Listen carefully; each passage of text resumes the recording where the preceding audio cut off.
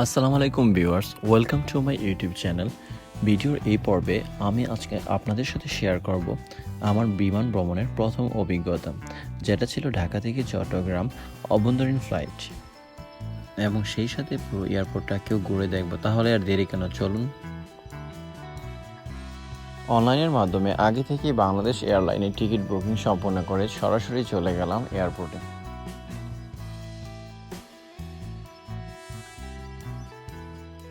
বিমানবন্দরে ঢুকতে হাতের বাম পাশে চলে যায় ডোমেস্টিক ফ্লাইট। আমাকে সেদিকেই যেতে হবে, তার আগে পুরো বিমানবন্দরটাকে ঘুরে দেখব।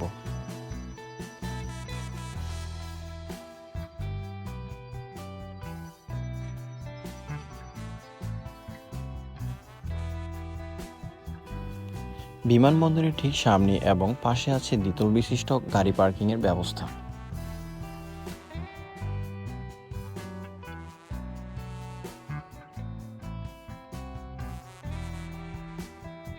টার্মিনালের দ্বিতীয় ফ্লোরটি ব্যবহার করা হয় আন্তর্জাতিক বহির্গমন এবং নিচের ফ্লোরটি ব্যবহার করা হয় আন্তর্জাতিক আগমনের জন্য।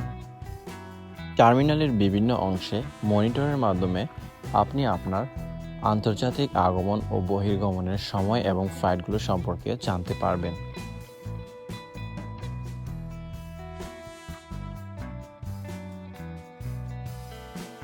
টার্মিনালের অভ্যন্তরে প্রিয়জনকে আনতে ও বিদায় দিতে কত মানুষের ভিড়।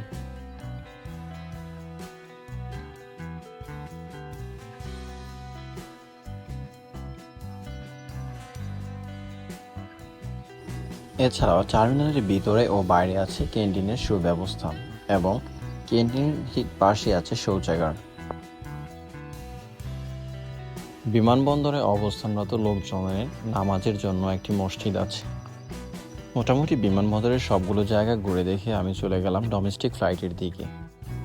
বাংলাদেশ এয়ারলাইন্সের কাউন্টার থেকে ই টিকিট প্রদর্শন করে বোর্ডিং পাস সংগ্রহ করলাম এবং চেকিং সম্পন্ন করে ওয়েটিং করলাম।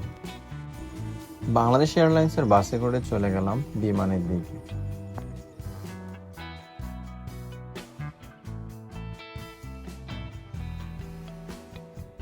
বিমানবন্দরে অনেকবার আসা সত্ত্বেও এই প্রথম বিমানবন্দরের ভিতরে ঢোকার সুযোগ পেলাম এবং প্রথম দেখা তাই ভালোই লাগলো।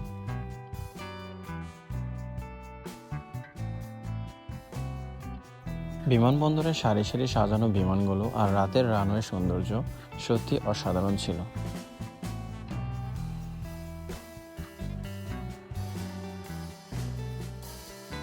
ডোমেস্টিক টার্মিনাল থেকে বাসে করে 5 মিনিটে চলে গেলাম বুকিং ফ্লাইট।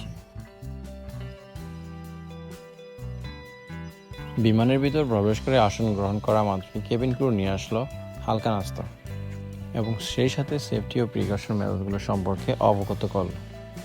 তার কিছু সময় পরই বিমানের ক্যাপ্টেন এয়ারপোর্ট অথরিটির পারমিশন নিয়ে বিমানটিকে চেক অফ করালো।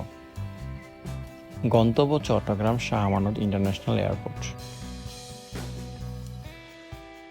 এটাই ছিল পাখির চোখে রাতে ঢাকা শহর দেখার আমার জীবনের প্রথম অভিজ্ঞতা, যা সত্যি মনোমুগ্ধকর। ঢাকা থেকে চট্টগ্রাম সময় লেগেছে 35 মিনিট এবং অনলাইন টিকিট প্রাইস ছিল 2900 টাকা। আর হ্যাঁ, ভিডিওটি কেমন হলো কমেন্ট করে জানাবেন, আর আপনাদের অভিজ্ঞতাও শেয়ার করতে ভুলবেন না। ধন্যবাদ। দেখা হবে পরবর্তী কোনো ভ্রমণ পর্ব নিয়ে। সেই পর্যন্ত ভালো থাকবেন, সুস্থ থাকবেন। আল্লাহ হাফেজ।